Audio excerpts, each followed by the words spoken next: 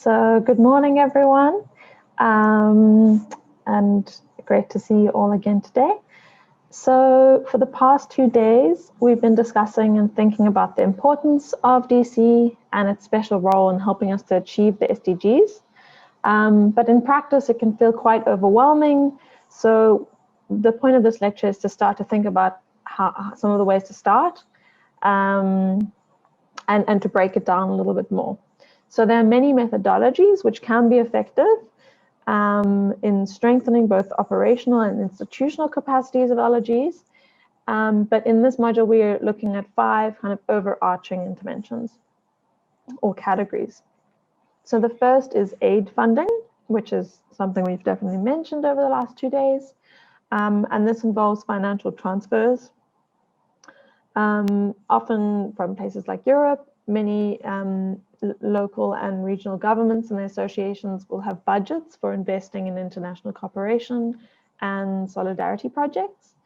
Financial cooperation can be implied in many ways, but it's generally us talking about governments acting as donors, sometimes not necessarily having that much involvement in the projects, but it can take the form of funding basic needs for communities or education programs sometimes, or feeding schemes, or possibly humanitarian emergencies. So the cities of Aachen and Cape Town have a 20-year-old Agenda 21 partnership, and it has a number of different streams, and one of them is funding conservation of Cape Town's penguin colony. So that's more of an aid relation. The second type of cooperation that we're thinking about is technical cooperation. And it's seen as one of the main mechanisms for exchange among local and regional governments. The main objective of this type of cooperation is to build local capacity, strengthen institutions, and to improve the internal organization, as well as the overall quality of service provision to citizens. And the main targets of technical cooperation are the specific departments or officials that would receive the technical support and are involved in exchanges to improve their skills. This form of collaboration often comes about when there's a shared interest in solving a particular kind of technical problem, or learning about a particular kind of technology that might be used in a different place that has been successfully implemented there. And it can really be used to enhance the local capacity regarding localization of the SDGs. And some examples could include building the capacity to integrate SDGs into budgets, territorial planning, supporting like analyzing and mapping of SDG interlinkages and policies, or monitoring SDG data. So whilst the nature of cooperation differs in each context and depends on the local situation, as well as the sectors and the actors that are involved, it is really essential that the framework of interaction is very well defined and allows for the sharing of needs, challenges, interests, and solutions. So 2 examples we've mentioned here on the slide are of technical cooperation are of the National Association of Local Authorities of Ghana, who've been working in partnership with the Ghana Civil Society Platform on Sustainable Development Goals, as well as the Commonwealth Local Government Forum. And this is a program to help to align development plans to local economic development alongside a number of SDG targets. And it includes interventions like the Metropolitan Assembly Metro-wide LED strategy, which in particular targets vulnerable groups and women. And the second example we mentioned here is the Rwandese Association of Local Government Authorities, and it has encouraged its members to align different local development strategies with SDG targets, and has assessed the level of integration of SDG indicators. And it's been through training programs in 3 pilot districts, which would then hopefully be rolled out to further districts, and has resulted in the development of an SDG assessment tool to monitor the implementation. So then we move on to the third, which is platforms for the exchange of experiences and knowledge.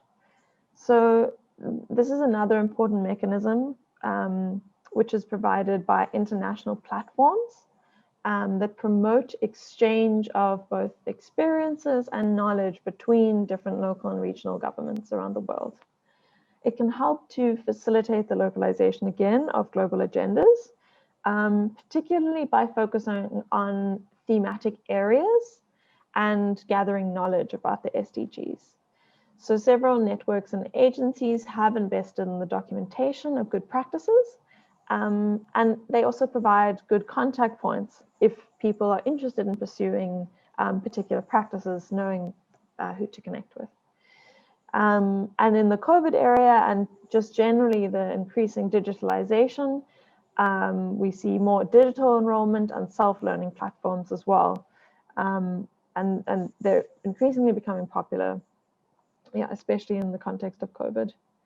So there are two types of platforms. The first is knowledge platforms, and these are often established and promoted by large multilateral organizations. So an example is the European Development Days, as well as the UN's Local 2030 initiative. The second type of platform are those that emerge and are organized by local and regional governments. So, for example, the UCLG is really passionate about identifying, awarding, and documenting practices like this where they can align with the SDGs. So one example is the Urban Sustainability Exchange, or also known as the USE platform, from Berlin and Metropolis, the organization. Another example, which we've mentioned on the slides, you can see, is the Guangzhou International Award, which was launched in 2012 in order to boost decentralized cooperation, particularly around urban innovation. And it's really become a cornerstone for local and regional governments because it really celebrates and sheds light on how local and regional governments are key actors in promoting more just, innovative cities that can promote the SDGs. And it really also serves as a platform for sharing and exchanging innovative practices between different governments. So the fourth type is learning and benchmarking. So here it's really aimed at strengthening the capacities of local and regional governments. It's intended to provide local and regional governments and their associations, as well as managers and staff, with a range of updated and relevant learning and knowledge and strategies. These usually focus on developing relevant skills and generally target general management competencies that are relevant, like leadership skills, motivation, delegation, and problem solving. The methodologies allow both individual and group learning and also encourage participants to reflect on their day-to-day practices. And the form of peer learning, so learning from peer-to-peer, really gives opportunities for different actors to reflect their experiences and learn from each other in order to strengthen their relations, both for networking and also for further solidarity, friendship, and bilateral cooperation. Learning and benchmarking also improves the technical capacity around SDG planning and budgeting and implementation. It can also focus on specific sectoral issues such as the climate crisis, creating more accessible cities, or gender equality, for instance. So the ODP, or the Observatory of Decentralized Cooperation, is one example of this form of cooperation. So it was developed by the government of Barcelona in collaboration with the city of Montevideo. And you can see this on the slide. And it seeks to systematize and collect and share knowledge and practices. And it's really fostered the role of decentralized cooperation as a key instrument of public policy. So the ODC has also worked actively on the localization of the 2030 agenda by promoting and exchanging experiences and knowledge.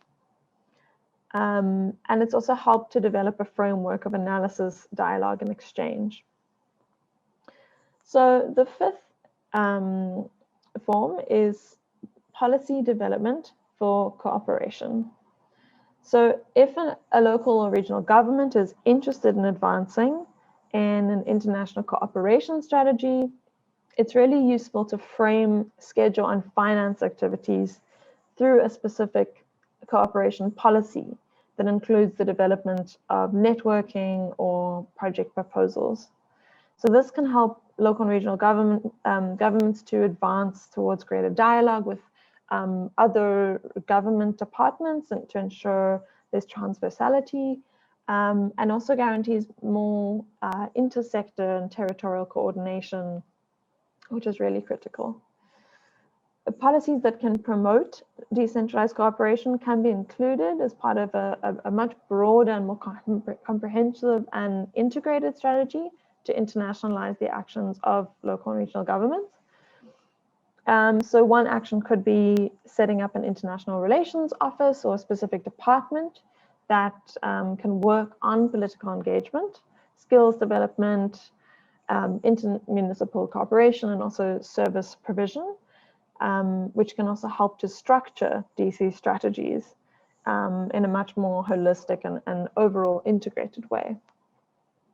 So that was really just quite a brief overview of 5 different forms of cooperation that we've been focusing on, and that kind of summarize broadly how decentralized cooperation plays out.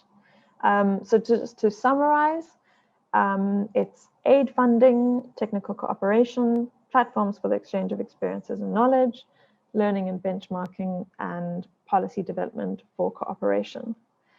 So just to reflect as well, if DC is to meaningfully succeed, local and regional governments really need to put their capacities and systems in place to ensure there's effective communication and participation and transparency so that all main actors can work together. And these different forms can support in building shared understanding and solidarity, which are really key to achieving the SDGs.